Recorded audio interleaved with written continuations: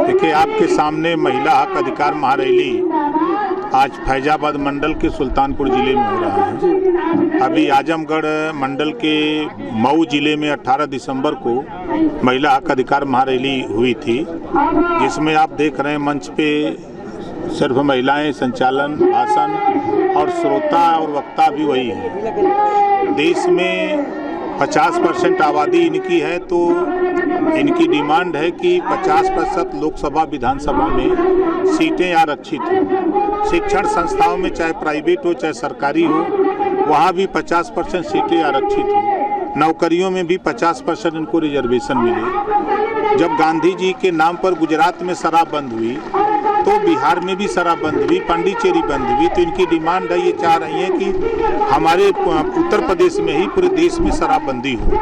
इन चीज़ों को लेकर के ये महिलाएं खुद आंदोलन करने के लिए तैयार हैं।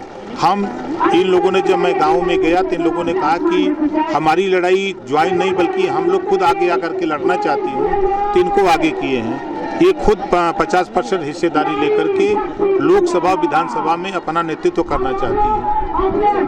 और भारतीय समाज पार्टी अभी इस देश में रहने वाले जो वंचित समाज के जो लोग हैं, 75 साल की आज़ादी में जिनको हक, हिस्सा, सम्मान नहीं मिला है, उनको हम लोग पार्टी से जोड़ करके अभी अपना संगठन को मजबूत कर रहे हैं। आने वाले दिनों में जब 4-6 महीना रहेगा तो देखा जाएगा कि कहाँ से गठबंधन होगा, कहाँ नहीं होगा। सर, ये बताइए, करप्शन इतना बढ़ चुका है, आप इस पर क्या कहना चाहेंगे? देखिए, 135 करोड़ में 130 करोड़ से ज़्यादा लोगों के ब्लड में करप्शन है जी। अब इसके रिफाइन करने के लिए मशीन बने तब न सही हो। आज एक पोस्टर लगा हुआ है सपा कार्यालय लखनऊ के कार्यालय के बाहर, जिसमें लिखा हुआ है कि राजदेव जी को मतलब प्रवेश वर्जित। देखिए, 4 बार की सरकार में अति पिछड़ों के साथ अन्याय हुआ। नेपाल, प्रजापति, बिंद, कीवट, मल्ला, आरा, कर्कवंशी, बंजारा, बहलिया, कंगार, जुल्हा, दुनिया, अंसारी, साईं, दर्जी, फकीर, इन जातियों को समाजवादी पार्टी ने क्या दिया? जब इनसे हक की बात करिए तो बुरा है, इनके साथ लोडर बन के रहिए तो अच्छी बात है। हम अपने आज जैसे महिलाएं आई हैं, अपने हक के लिए निकल के आई हैं ना।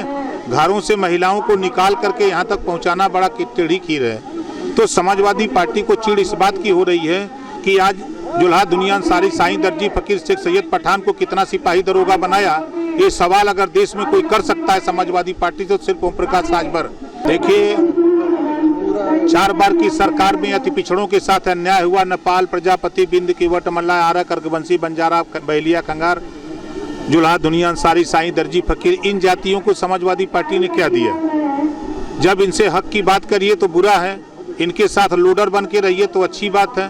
हम अपने आज जैसे महिलाएं आई हैं, अपने हक के लिए निकल के आई हैं ना। घरों से महिलाओं को निकाल करके यहाँ तक पहुँचाना बड़ा टेढ़ी खीर है। तो समाजवादी पार्टी को चिढ़ इस बात की हो रही है कि आज जुल्हा, दुनिया, अंसारी, साईं, दर्जी, फकीर, शेख सैयद, पठान को कितना सिपाही दरोगा बनाया। ये सवाल अगर देश में कोई कर सकता है समाजवादी पार्टी तो सिर्फ ओम प्रकाश राजभर। इस देश में पाल, प्रजापति, बिंद, कीवट, मल्ला, राजभर, चौहान, आरा, कर्कवंशी, बंजारा, बारी, बिहार, इसको हिस्सा कितना दिया 4 बार की सरकार में? ये आपको वोट क्यों दे? इसको राजनीतिक, चाहे हिस्सेदारी हो, चाहे नौकरियों में हो, चाहे किसी भी क्षेत्र में सत्ता में रह करके आपने क्या दिया? जब ये सवाल अगर कोई पूछ सकता है किसी से तो ओम प्रकाश राजभर के अलावा कोई नहीं पूछ सकता है। तो समाजवादी पार्टी के मुखिया माननीय अखिलेश यादव जी को ये बात बुरी लग रही है कि हम तो अभी तक लोडर पैदा किए हैं, ये लीडर कहाँ से पैदा हो रहा है?